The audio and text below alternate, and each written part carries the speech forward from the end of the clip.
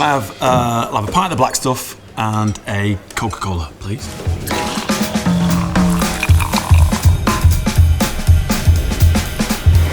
Yo, Tom. Oh, thank you very much, Vernon. Absolute pleasure to be spending some time with you. Yeah. Let's get straight into it. The nation has become obsessed by food and flavours, the accessibility of ingredients and stuff. But your IP is something interesting. You made a name for yourself with your love of butter.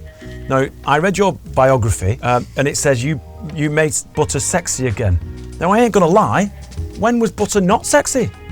Well, I don't know. I didn't personally say that. But it's a darn good ingredient, my friend. It is, yeah. And I think I was sort of fell into that realm of using butter in a interesting way, and it was amazing how captive the audience suddenly were. Do you think that's because butter is something that we have a fond relationship with in Great Britain? I think people went around the houses like maybe margarine is better, but then we went back to just one ingredient, the best ingredient, which is proper butter or olive oil or whatever. What made you get into spending time in the kitchen? What were you like before? You know, I left school, I didn't really know what I wanted to do. My father was in the army, so I was like, oh, maybe I'll Did you travel with your father? No, I mean, luckily we stayed in Herefordshire, which is why I kind of got into food, because Hereford's the second garden of England, so after Kent, it's one of the biggest producers of food in the UK. I mean, potatoes, apples, all that sort of stuff. You know, they do a lot of cider down in Hereford, so I think I kind of had an affiliation with food from a young age, being connected to the land, and I think that sort of shone through in the food that I now produce today. Describe your work ethic, because being in the kitchen is not easy, as we discussed earlier on. How do you motivate yourself? Learning something new every day, and when I was a young chef, I always want to learn, well, how do I prep that fish, or how do I do that better? And I'll always ask one of the senior chefs to show me something. So he's always like just leveling up, increasing the knowledge bank. And now it's, how do I make this chef who works for me better today than he was yesterday? So you don't mind giving your knowledge and your experience to the kids that are coming through? Yeah, I've had one guy who came to work for me when we opened Straker's 3.5 years ago, and he had never really worked in the kitchen before. And now he's the head chef. He's got a brain. He's dialed into my line of creativity. Nice. When you started out, was the idea of you being a chef the chef that you are today?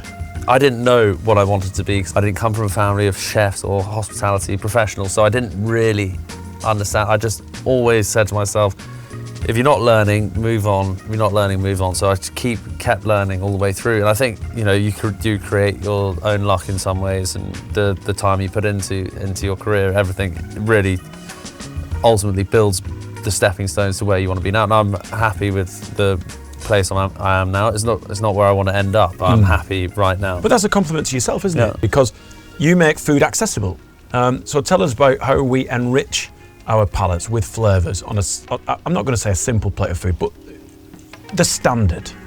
How do you elevate a dish? It's all, I mean, firstly, I always advocate buying as well as you can, whether it's a high welfare chicken or just good vegetables from a nice green grocer. Marks and Spencer sell incredibly good groceries, but I would always advocate buying in season. I don't like buying a courgette in December, for instance. Like, that's never going to taste as good. So if you buy a courgette in the summer, and if you think of courgette, you want to it's quite watery, so you'd fry it with some garlic and chili, so you got your nice spiciness going on.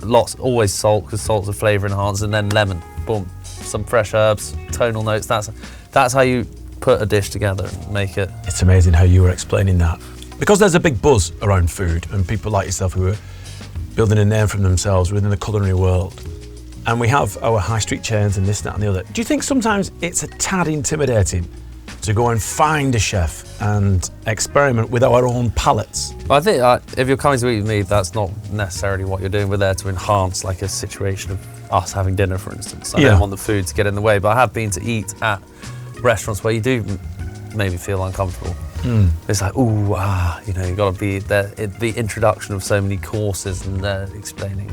But that's artistry and a different experience. It's not for every day. Let's create a scenario. Okay. All right, we're going out for dinner, you and I. Well, you like sport, we've been to rugby, all right? I'm a guest at yours, and you're gonna cook for me. How do you create something really simple, flavoursome, that's gonna fill me up? You're a good northern lad. Yeah. You'd like always play to your strengths. Are going to make you a pie. I thought you were going to say gravy.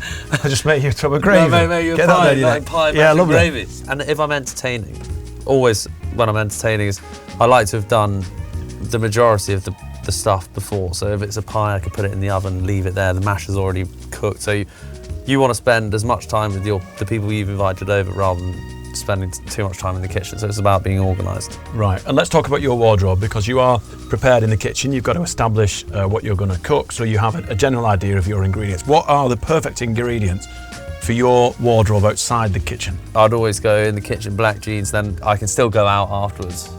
Hang up the apron, out on the town, black jeans and t-shirt, jumper. Are you a trend follower? No, No. not really. You kind of create your Well, I like base. I like a good jumper, a good t-shirt, and a nice pair of jeans or some tracksuit bottoms sometimes. I'm going to ask you some quickfire questions. Yeah.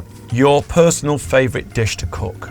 Roast chicken. The one ingredient we should not have in our fridge? Right now, courgettes. When you walk into a supermarket, what's the first aisle you go to? Dairy. Why? To look at butter. You need to get out more. I've got a business. I'm only going to the supermarket if it's for business. All right, a friend phones you up and they say, we're going out, and you say, yeah, okay. What's your wardrobe look like? Probably more often than not wear a pair of Adidas trainers, nice fitting jeans, good t-shirt. I've got quite obsessed with cashmere recently, so probably a nice cashmere jumper and a jacket if it's cold. Nice. Which chefs do you admire? Fergus Henderson, who has St John, Jeremy Lee, Ruth Rogers, Skye Gingell, who sadly passed away recently. Lots of chefs who have stood for something or still stand for something. What are your M&S staples? Well, cashmere, obviously. Yeah, good. These jeans. Yeah, they're nice, those, aren't Yeah, they? I've they're got nice, exactly yeah. the same. Yeah. Are those the loose-fitting ones? Yeah, loose-fitting ones, yeah. Tom, give us your personal style in 3 words. Simple, comfortable, and versatile. I like that. I can run a marathon in this. Very good. Could you do a shift in the kitchen? Yeah, I could, yeah. Tom, thank you very much. Thank you very much.